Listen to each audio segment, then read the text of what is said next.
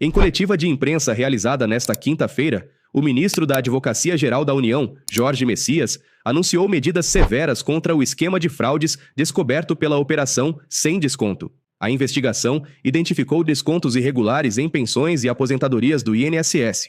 Segundo Messias, a Advocacia-Geral da União determinou a indisponibilidade total dos bens e ativos financeiros das entidades e dirigentes envolvidos na fraude. Além do bloqueio patrimonial, a AGU solicitará a quebra de sigilo fiscal e bancário dos responsáveis pelo esquema. O pedido cautelar solicitado neste momento pela Advocacia-Geral da União é o pedido de indisponibilidade integral de bens das entidades e de seus dirigentes, para que nós possamos fazer frente de modo integral a todo e qualquer desconto indevido que foi levado ali a efeito durante esse período de apuração da investigação policial. E este recurso será necessário e será utilizado como fonte primeira para ressarcimento aos aposentados e pensionistas, conforme o procedimento apresentado pelo presidente do INSS. O foco do nosso trabalho é a proteção ao dano patrimonial.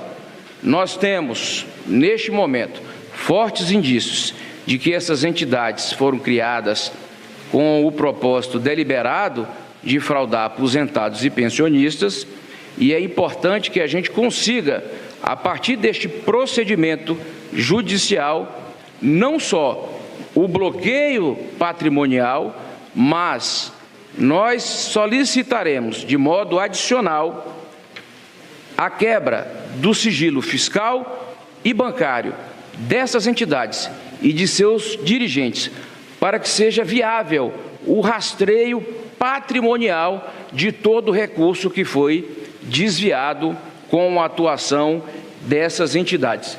Nós pediremos a indisponibilidade de bens e ativos financeiros dos requeridos a partir da utilização do sistema SIS-Bajut do Banco Central, e essa indisponibilidade ela levará ao bloqueio imediato de valores creditados às contas dessas pessoas.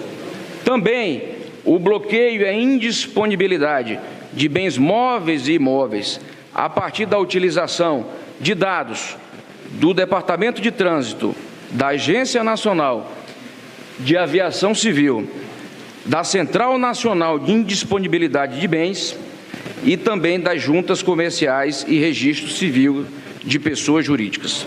Durante a coletiva, Messias enfatizou que a engenharia criminosa por trás das fraudes foi estruturada durante o governo anterior, de Jair Bolsonaro. Está muito claro que uma tecnologia criminosa, um modelo criminoso, uma engenharia criminosa foi montada pelo governo anterior, foi montada nos estertores do governo anterior. Nós conseguimos desbaratar esta fraude, mas eu quero dizer para vocês que também não foi fácil. Todos aqui sabem, profissionais de imprensa, até porque está publicado no nosso relatório de transição, a situação lamentável que nós encontramos no INSS. Uma autarquia previdenciária desmontada, sem servidores públicos. Eu quero dizer uma coisa aqui que as pessoas não se dão conta, mas que, na minha opinião, e gostaria que vocês apurassem, eu vi realmente, eu acho até que a imprensa divulgou algo sobre isso pela manhã, a partir de um vazamento de informações sigilosas, e isso seja apurado, mas a autarquia previdenciária, o INSS, ela trabalha com uma tecnologia fundamental, que é a tecnologia suportada pela Dataprev. A Dataprev, ela é a empresa de tecnologia que dá suporte à Previdência Social. Eu queria que vocês lembrassem que a Dataprev, ela estava incluída pelo governo Bolsonaro na lista de desestatização. Esta empresa, ela foi desmontada para ser vendida pelo governo anterior. Assim que o presidente Lula assumiu, ele retirou a empresa da lista de desestatização, porque era fundamental que nós tivéssemos uma empresa pública que zelasse pela qualidade e pela garantia dos dados. Messias expressou preocupação com a disseminação de notícias falsas por parte da oposição, que tenta atribuir responsabilidade ao atual governo. O ministro dirigiu críticas ao deputado Nicolas Ferreira, que publicou um vídeo nas redes sociais culpando o governo Lula pelas fraudes no INSS. Messias classificou o parlamentar como lacrador. Está muito claro para todos nós que foi uma engenharia criminosa e que é importante que o governo anterior e os seus representantes, inclusive no parlamento, eu vi que teve um deputado que fez um vídeo ontem com o objetivo de lacrar e causar terror e pânico na população. É importante que ele questione ao presidente que ele apoia e o presidente que ele apoiou, por que o presidente que ele apoia e o presidente que ele apoiou colocou a empresa pública que dá suporte à produção e à guarda desses bens para vender e desmontou essa empresa. Eu espero que isso seja apurado.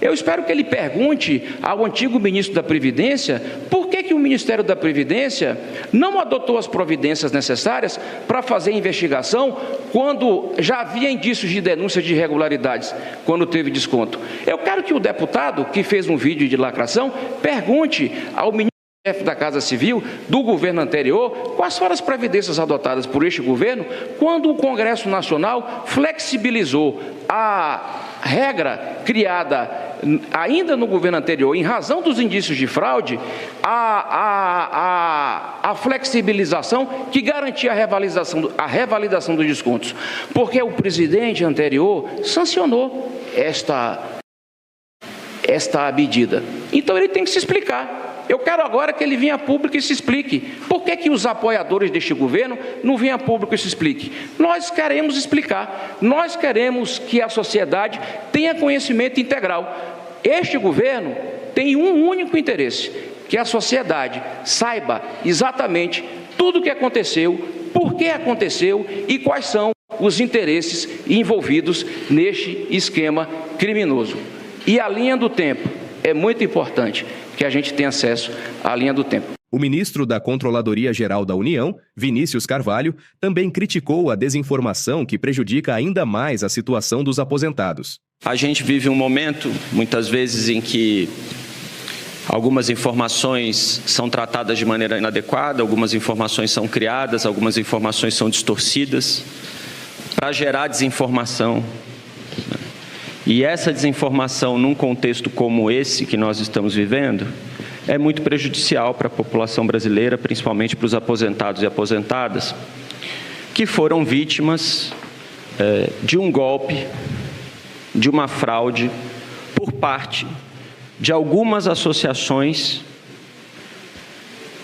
que fraudaram um processo de assinatura para a obtenção desses descontos associativos. Transformar esses descontos associativos em renda particular de algumas pessoas, extraindo essa renda, não do Estado brasileiro, do governo brasileiro, nem nada disso, mas dos aposentados, desses milhões de aposentados que se associaram ou não a essas associações, Messias destacou que o valor total inicial do pedido cautelar em relação às 12 entidades que integram o núcleo da fraude no INSS é de 2,56 bilhões de reais. De qualquer forma, eu gostaria de citar que o valor global do pedido cautelar em relação a essas 12 entidades é no valor de 2 bilhões 567 milhões 83.470,44. Evidentemente que eu repito, este é o valor inicial. O trabalho continua e ele será aportado tão logo nós tenhamos novas informações. Muito importante o que eu irei dizer neste momento. Nós resolvemos também pedir e agregar o bloqueio cautelar, não só das entidades associativas e dos seus dirigentes, mas das empresas, pessoas jurídicas, laranjas que foram apontadas pelo inquérito policial e adotadas pela Controladoria Geral da União como empresas que possivelmente tenham sido utilizadas como laranjas para ocultação e transporte patrimonial. As medidas de ressarcimento que nós anunciamos hoje, a partir das informações trazidas pelo presidente do INSS, elas serão primariamente custeadas com este trabalho de recuperação de ativos desviados pelos fraudadores.